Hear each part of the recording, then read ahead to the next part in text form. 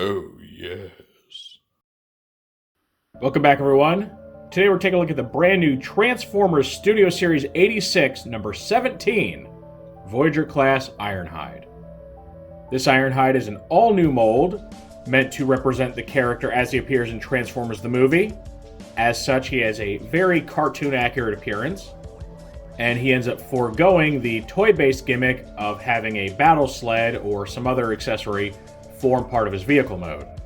Because of this, he has some very advanced engineering compared to previous Ironhide toys, and according to Hasbro, that requires him being bumped up into the Voyager price point. Of course, we'll use this review to take a look at that and see if it really actually adds up. So if you've seen my reviews before, you know how this goes. We're going to take a look at Ironhide's packaging, then we'll open it up. We'll get a quick look at the instructions, and then we'll see Ironhide himself in both vehicle and robot modes. Naturally, I'll be doing some group shots and comparisons today, and then at the end of the video, I'll get my final thoughts. So Ironhide comes in your standard Voyager class packaging for Studio Series. You get a little half window right here. We can see his head and part of his chest and stuff. You get some really nice artwork of Ironhide right here across the front. You get his number, his name, all your branding, your Transformers movie logo. On this side, we get a real close-up of Ironhide's artwork. And then on this side, we get a more full body shot. Then here on the back, we get renders of the toy in both vehicle and robot modes. He takes 26 steps to transform, which is fairly complex. Not mind-blowing for a Voyager, but not too shabby either. He comes with a backdrop titled Decepticon Shuttle Ambush, which we'll get a look at during this review. And then down here, he gets some flavor text that reads, Ironhide bravely fights off a Decepticon ambush on the Autobot shuttle. So obviously this scene, this figure, are all meant to show Ironhide in his last moments as the Decepticons board the Autobot shuttle and take everybody out. A very traumatic moment for young children in the 80s. Now, unfortunately, this figure doesn't come with any sort of battle damage on his chest or like swappable accessories that might show that off. However, according to some supposed insiders, there are parts on the toy sprue for the battle damage. So sometime in the future, we'll likely see some sort of release of this toy with the battle damage. Maybe it'll be part of a multi-pack or something with like a battle damage Prowl and Brawn. Who knows? All right, so that is the box. It's very nice. I think the artwork for this toy came out great. I love the line work. I love the colors. So now let's go ahead and open this up. Here we get the instructions for Ironhide. So you get the nice render on the front. And all your other branding and all that stuff around the edges. This first bit shows you how you can make him interact with his two weapons. He can hold them, he can mount them on his back, or even on the backs of his legs. So that's pretty cool. You get quite a few options. And then we get the transformation from robot to vehicle mode.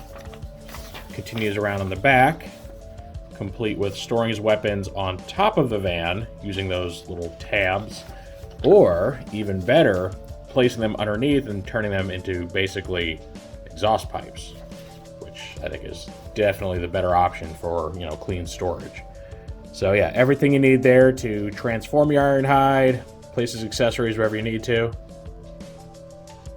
Now we get to see Ironhide's vehicle mode, and I think this mode has been the cause of most of the disconcertation over this toy. It is very messy looking. And a big part of that is you have some really bad color matching between your painted clear panels and your actual plastic. And then even the plastic itself comes in a few different colors. You get this really bright red, but you also get this more kind of faded looking red up here, which I believe is the unpaintable plastic portion. They also got some really weird paint apps on the front that don't really match up with how they should look. And then you have these big unsightly hinges right here behind the front doors. So it's not great. I guess I'm here too. It's really not great looking, very messy. Obviously, the previous Ironhide had its own issues with vehicle mode that we'll get a look at here in a moment. But yeah, this thing, it's not very impressive. Plus, you have the tabs up here that are quite an eyesore, and they look like little mini police lights or something.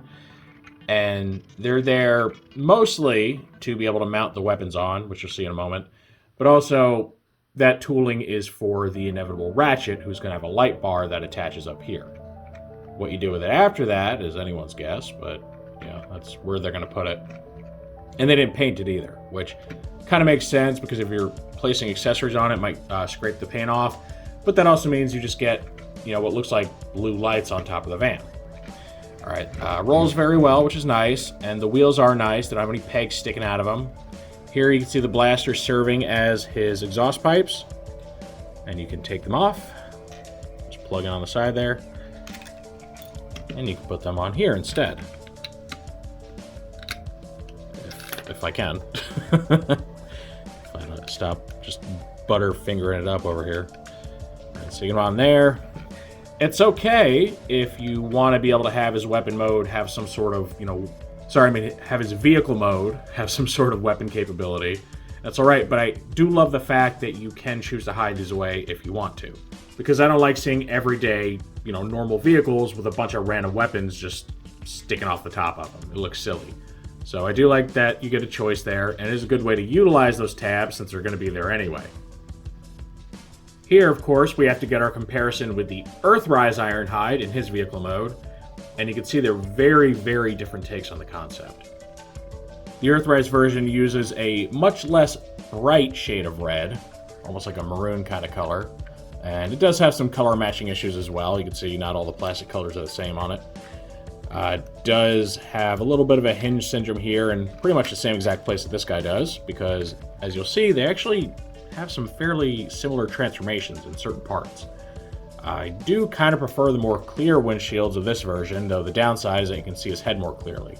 Though you can still see this guy's head in there, if you really look. I like the black grille, I think that looks really cool.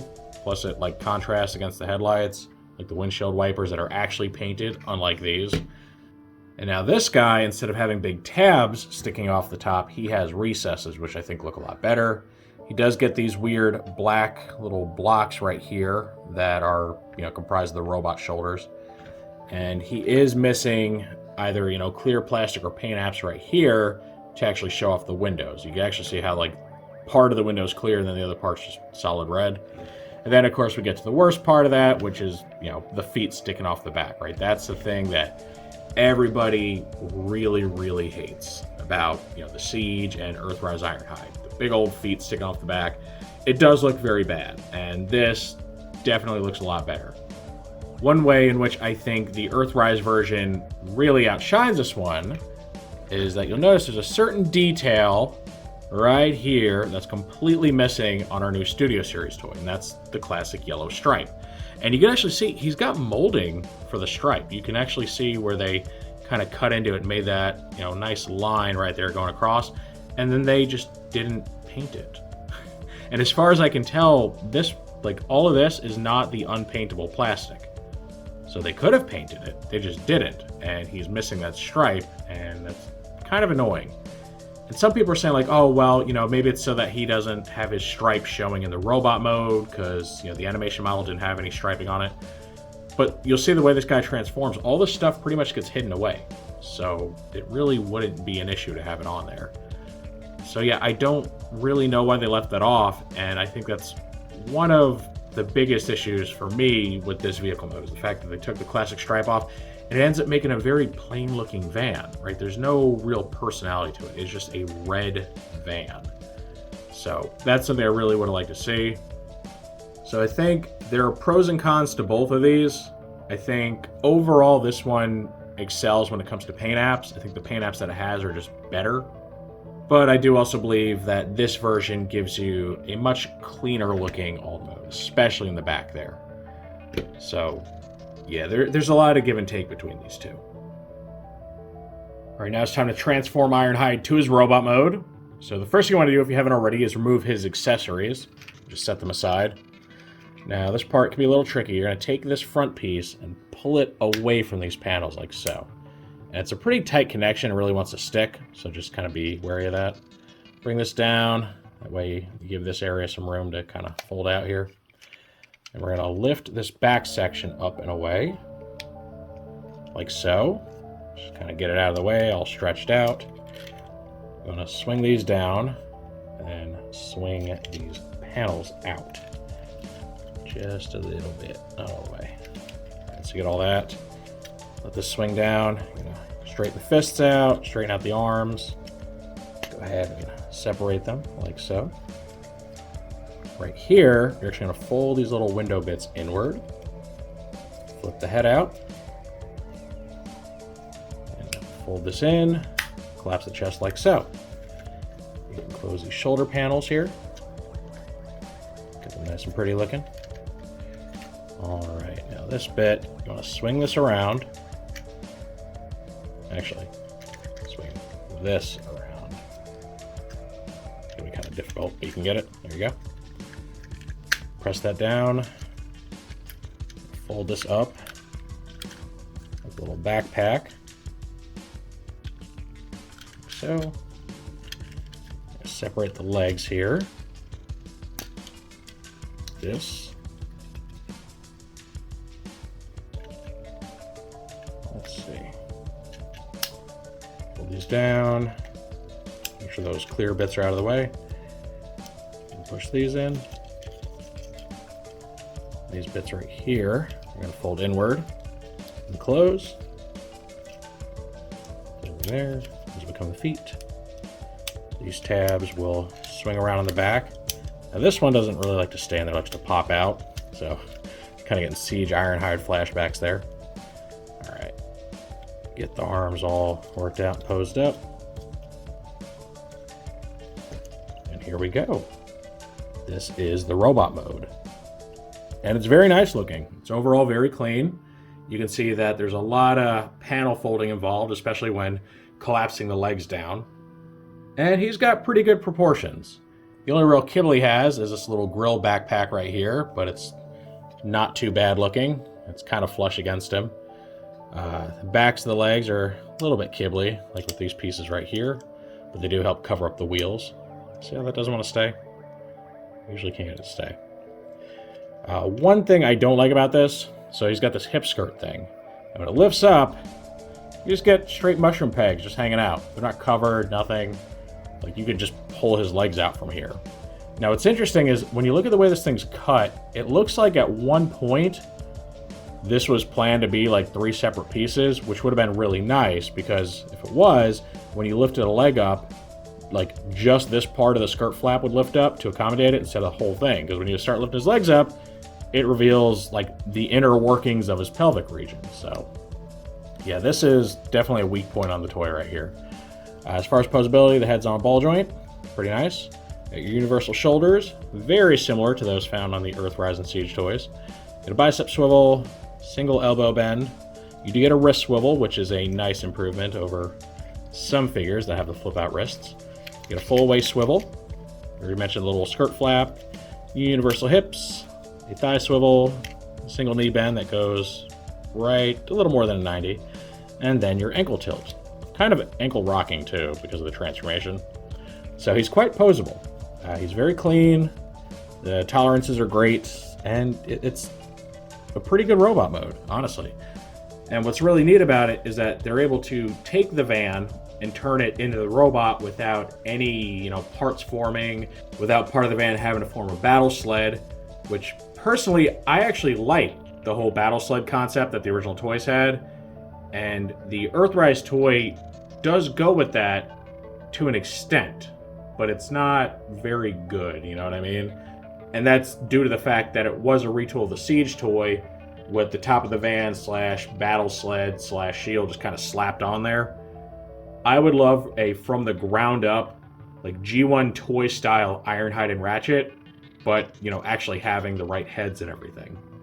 But the thing to keep in mind with this toy is that it is a Studio Series toy, so it's meant to be screen accurate, and in the cartoon, Ironhide didn't have the battle sled thing. His van just magically transformed into a whole robot without anything, flying off. No part of the van pulls a Prime's trailer and just disappears into the ether. So this does a very good job of replicating that.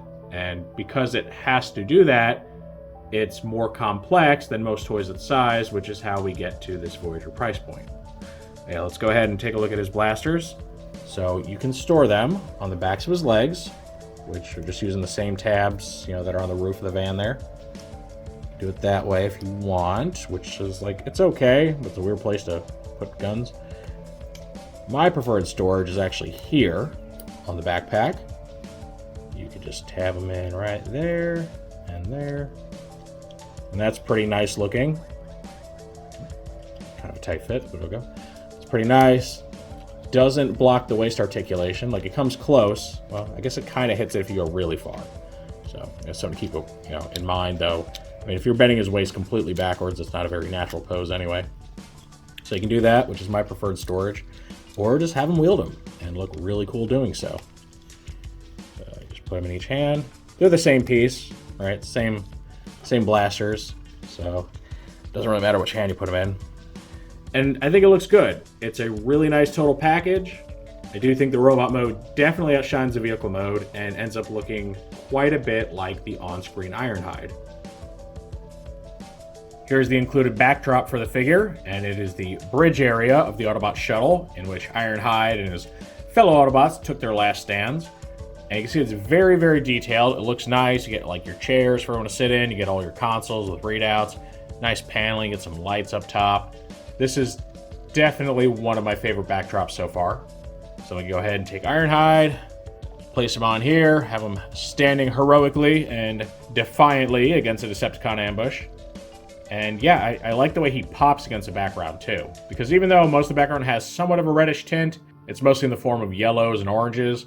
So his bright red really helps him stand out and really just shows him off against the bridge of the Autobot shuttle. Okay, now we can compare robot modes with the Earthrise Ironhide. And you can see he ends up being just a little bit taller than our new one, which, is not the most comforting thing when you're considering this was a deluxe toy and this is a Voyager. And some things to, analyze here. I've weighed both of these, and the Earthrise toy ends up weighing a whopping 1 gram more than the Studio Series one. So weight-wise and mass-wise, there's actually not much of a difference. He ekes out by a tiny fraction of their total weight, which is about 120 grams. So even though it doesn't really look like it, you're getting roughly the same amount of toy here as you are here. It's just compacted very differently, right? A lot of his body and everything folds up in itself, whereas this toy ends up being quite a bit more hollow. Like, even the legs are just hollow with panels all around them. So, that's a little comforting to know he's at least not lesser than this toy in any meaningful way when it comes to mass. But then we look at parts count. And that's where a lot of the cost comes into play, because the more parts, the more space you need on your plastic sprue, the more assemblies required. So our Earthrise Ironhide consists of 37 pieces. Now, give my counts a margin of error in case I miss something, plus or minus 1, whatever you want to do. But this toy right here is made up of 59 parts. Significantly higher. And that is where your Voyager price point is coming into play. Now, does it feel any better? Does it make you get the warm fuzzies about paying extra money and going up a size class for this? Not really, right? Because when you look at it, it's not very obvious. He looks like there's less there than this guy, especially because he doesn't have the big old honking shield right there. But he does end up being significantly more complex, almost twice as complex. So that, I think, is where all of that cost goes. And I think it's something worth noting for future cases that parts count does seem to be a much bigger factor than total mass. Because if we look back to our Voyager Hot Rod toy, that thing was very small and very, very light. I think it weighed in at like 76 grams. But it had a very complex transformation and lots of little parts. Plus, it had a lot of extra accessories. So that is something to keep in mind moving forward when we're judging the value of a toy, is that the parts count seems to be like king above all else. That is where most of your cost comes into play. More than size, more than even paint apps. Engineering seems to be your deciding factor in pretty much all these cases. So while I have these two here together, I'm going to do a little passing of the torch ceremony. So I have our drill weapon here. That comes from that Centurion drone weapons pack. And I've been keeping it with my Earthrise Ironhide, because up to this point he was the most animation accurate Ironhide that I have. And the drill attachment is something pulled directly from the cartoon. Well, now we have our ultimate cartoon accurate Ironhide. So I feel that he should be the one to wield the drill. So I'm going to have him put away one of the blasters and hold this bad boy. And now he's like a mini masterpiece. He even gets, optional weaponry and everything. So I'm good with that. Would be nice if this thing was painted silver like the guns are, so it matches. But I still think it's an overall good look and just works so much better for a cartoon-based toy than the more toy-based Ironhide. And this completes our look at the new Studio Series 86 Ironhide. I find myself pretty pleasantly surprised with this toy. It's not perfect. I still think the vehicle mode is quite weak. It's got a lot of color matching issues. It's got a lot of unsightly hinges and stuff. And then those stupid tabs on the roof. Like, they should have invested the budget to have a separate tooling for his panels, vice ratchets, to remove those tabs, because they just make it look like some weird red police van. And yeah, removing them would have removed the, roof-bound storage for the weapons in vehicle mode and the leg storage for robot mode. But like, who really wants those anyway? Like, the leg storage is kind of silly, especially when he has back storage. And the weapons already hide away very well on the underside of the vehicle. So that is a sacrifice that I think would have really helped the aesthetic of that toy. There are some great sides about the vehicle mode, don't get me wrong. The wheels look nice. It's mostly well painted. I mean, it is missing some important paint apps like the yellow stripe. But I think where he really shines is the robot mode. It's very well put together. It's very solid. Posability is great. And it is impressive how well they engineered this thing to, go from Ironhide's vehicle to an animation-accurate Ironhide without having to remove part of the vehicle. That's something that, in older times probably wouldn't even be conceivable. But they've managed to pull it off. It does bring the price of this guy up because it's a very involved bit of engineering, but I think it's fair. Once you really analyze it and you see how complex this guy actually is. Remember, most of the parts, they're tucked away inside. You can barely see them. It's almost like a masterpiece level of transformation. So I think it's very impressive. Now, do you absolutely have to pick this guy up? Maybe. If you already have an Ironhide you're happy with, whether it's a Siege or the Earthrise, and you don't really feel the need to replace him, I don't think he does anything so phenomenally better that you have to. Because remember, there are pros and cons to both versions of this guy. But if you are looking for a very animation-accurate Ironhide, or you don't already have one in the generation scale, it's a no-brainer. It's a great toy, and even if you have to pay Voyager prices for them, I don't think you'd be too disappointed, because aside from some small hiccups, like the weird thing going on with the skirt flap, I think it's really great, and it's very fun, and it will look really, really nice on a Transformers the Movie display, or just a G1 cartoon display, or just a general G1 display. So, yeah, that's my 2 cents on it. I think you'll like this guy, but he's not the most urgent purchase out there. Of course, that is just how I feel about this toy. So now I want to know what you all think of this new Ironhide. Do you think he's worth the money? Is he everything you've ever hoped for and you've always wanted that nice, cartoon-accurate Ironhide without the extra kibble and stuff? Or do you not want this guy? Maybe you feel the price is too high, or maybe you just have another Ironhide that you'd rather hold on to. Any and all feedback, as always, is welcome in that comment section. If you enjoyed this review, make sure to toss out a like. Let YouTube know you want to see more stuff like this. If you do want to see more like this, make sure to subscribe and hit that notification bell so you always get a heads up when I post something new. I thank you for joining me for this look at the brand new Studio Series 86 Voyager class Ironhide. And with all that said, I will see you next time.